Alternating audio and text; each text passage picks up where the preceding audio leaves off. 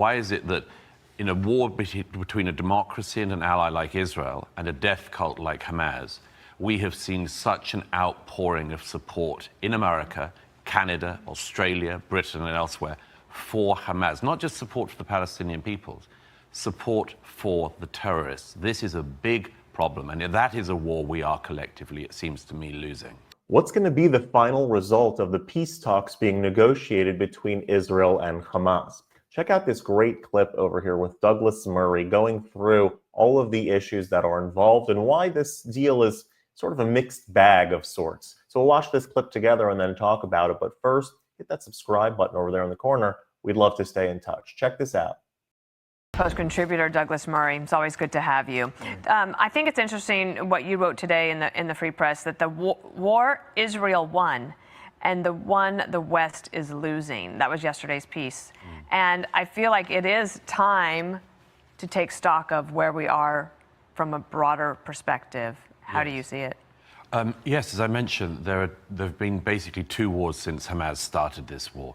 There's been the war in the region, in which Israel has had amazing successes against its enemies. It's deconstructed, killed most of the leadership of Hamas. The man who orchestrated the 7th of October, Yahya Sinwar, was killed within a year of the start of the war. Hamas has finally been brought to the negotiating table. It's talking about giving up its arms. It's talking about finally giving back the hostages it stole. Hezbollah, to the north, another Iranian proxy, has been pretty much decimated, its leadership killed. American and Israeli planes were able to fly a few months ago with complete freedom over the skies of Iran to take out the Iranian nuclear program. That's one war. The second war, however, the one outside of Israel, in countries like this one, seems to me is being lost. And that is, why is it, as I said in my recent book, why is it that in a war between a democracy and an ally like Israel and a death cult like Hamas, we have seen such an outpouring of support in America, Canada, Australia, Britain and elsewhere for Hamas? Not just support for the Palestinian peoples, support for the terrorists. This is a big problem, and that is a war we are collectively, it seems to me, losing. I think this war changed Israel, like in so many ways, like internally. And you write a lot about that in your Free Press piece. That soundbite you just ran from Laron, I met him in Israel about a month and a half ago when we were there and went into Gaza. He has changed his life. Like every day of his life is committed to getting his siblings home and the hostages out. Play this clip from Keith Siegel. He was with Dane and me last week, okay? He was a hostage freed after almost 500 days. I endured horrific 484 days in captivity. I'm lucky to be here alive. I'm advocating for the release of all the hostages. It's the terror group that murdered 62 of my friends and neighbors on October the 7th.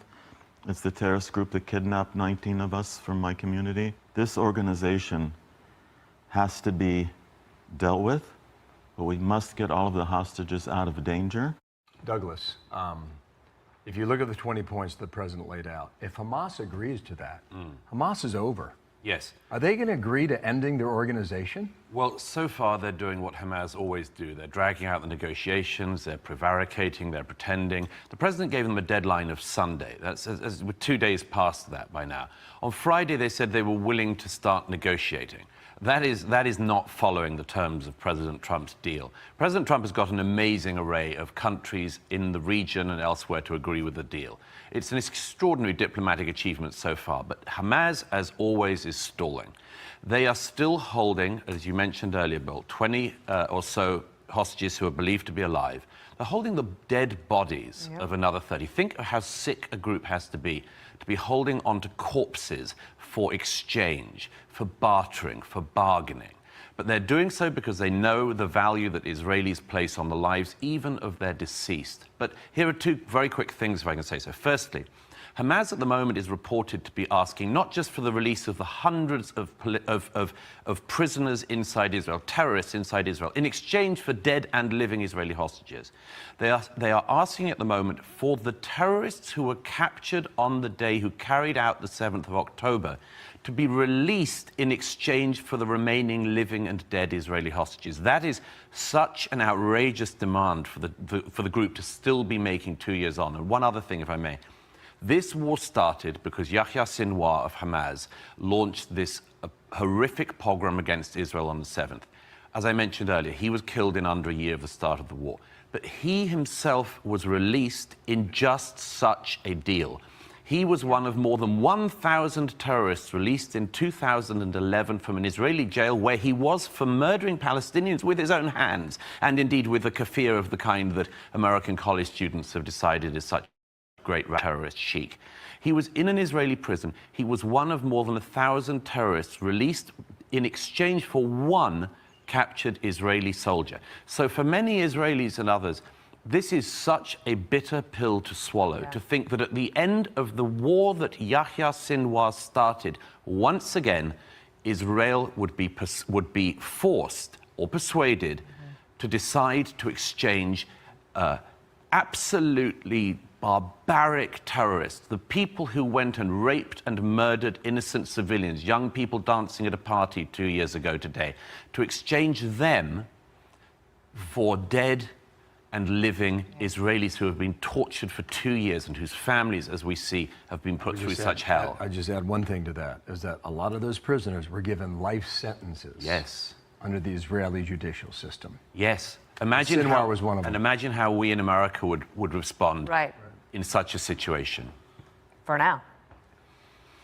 It's a moment of mixed optimism that finally the hostages may come home, Yes. and pessimism that Hamas still thinks it has the ability to arrange such a bitter negotiation. Right. Thank you, Douglas, thanks for being here.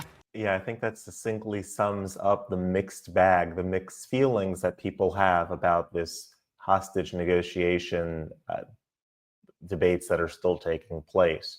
On the one hand, we're very happy that the hostages are all potentially going to be coming home. But on the other hand, if Hamas is left with too much power, or with any power, following these agreements, there's a certain aspect of the war that has been lost. Israel is and was fighting for its survival. It had not only Hamas, but Hezbollah in the north, the Houthis in the south, Iran to its east, all figures around it that sought its destruction, that continue to seek its destruction. And so, yes, we want the hostages back. But as Douglas Murray said, who's going to be released in this exchange as well? This is a policy that Israel has. This is not President Trump's fault or any other the fault of any other nation that's participating in this. This is Israel's mentality of wanting to get back every hostage, no matter what the exchange rate is. And as Douglas Murray correctly pointed out, in one such exchange in the past, one of the prisoners that were released was Yahya Sinwar, who was the one who put together the whole October 7th attack. So who is going to be released in exchange for these hostages? And the fact that Hamas thinks that they have really anything to bring to the table to that they can make any sort of real demands and not just surrender is a bit of a head scratcher. But again, these are not the issues that were caused by anyone seeking peace in the region. These are issues that predate October 7th within the negotiating system and the policies in place that Israel goes about using. It just encourages more hostage taking and so forth, because if you can get an exchange rate of one hostage for 1,000 life sentence prisoners and criminals, that just encourages more hostage taking. So this new plan is a mixed bag. We can't really say whether it's good or bad, or whether it was the good guys got gypped or the bad guys lost, or it's hard for us to make any until the actual final agreement has come about. I believe that's going any day now. I know that signed up on the first part of it, which means the hostages are supposed to be released. That's phase one. And we'll see really how this whole thing develops. As of now, again, it's still a mixed bag. There's a lot to be optimistic about, but there is some concern and pessimism that is contained within it as well. So we'll keep you apprised of everything as it develops. And if you like this content overall, hit that subscribe button over there in the corner. We'd love to stay in touch. Take care.